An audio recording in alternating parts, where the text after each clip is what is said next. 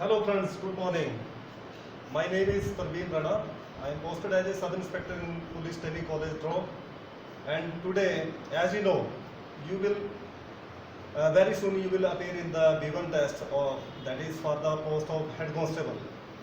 And today I will give you some important tips how to prepare yourself for the B1. So सबसे पहले मैं आपको एक important बात शेयर करना चाहूँगा कि किसी भी एग्ज़ाम को पास करने के लिए उसके बारे में अपने आप को मोटिवेट करो, कमिटमेंट करो, डिटर्मिनेशन करो। बोलते हैं कि पैशन, जुनून व एंथुसिज्म, साहस, आपका उत्साह, that is equal to success, सफलता है। आप अपने मन में कमिटमेंट कर ले अपने आप से कि मुझे ये टारगेट है, ये B1 जो आपका टारगेट है, इसको एकम्प्लिश करना है, मैंने इसको पास करना है। तो उसके पीछे आप अपने आप में एक जुनून पैदा करते हैं। अब आपने स्टडी कैसे करनी है उसके बारे में मैं आपको बताऊंगा। आपको ये पता है कि जो पास्ट का जो एक्सपीरियंस है उसमें एग्जाम में 50% मार्क्स जो वो आपको ऑब्टेन करने होते थे, लेकिन इस बार एग्ज़ाम का स्टाइल जो वो चेंज हुआ है और you are required to obtain 60% marks. So how you will prepare yourself for the B1 test. जैसे सपोज करो आप IPC CRPC की स्टडी करने जा रहे हैं, तो थोरोली किसी भी सेक्शंस को पढ़ें। सबसे पहले आपको CRPC के बारे में नॉलेज होना चाहिए कि CRPC का पूरा नाम क्या है। The code of criminal procedure 1973 का 2, इसको कब लागू किया गया? 1 अप्रैल 1974 को लागू किया गया। इसमें टोटल कितने चैप्टर हैं? इसमें टोटल चैप्टर जो है वो 37 है। इसमें टोटल सेक्शंस कितने हैं? इसमें टोटल सेक्शन जो है वो 484 सेक्शंस हैं।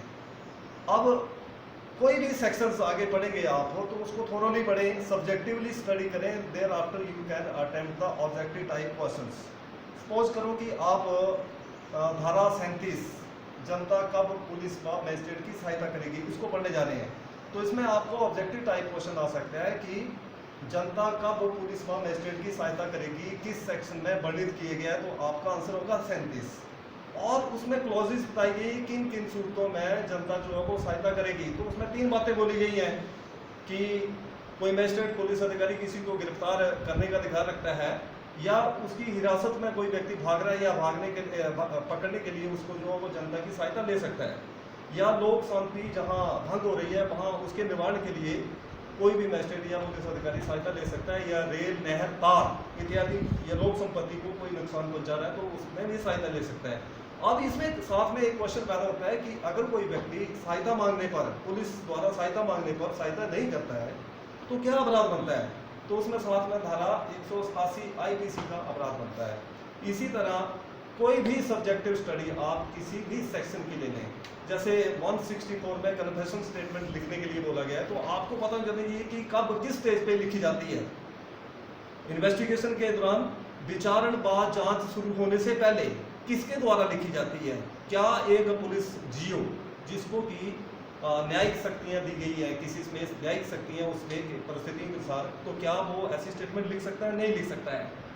तो ये बहुत सारे क्वेश्चंस हैं वो एक सेक्शन से ही अराइज हो जाते हैं। आप एक सेक्शन पढ़ेंगे तो आपसे 4, 6, 10 क्वेश्चन जो वो वहाँ से पैदा हो सकते हैं।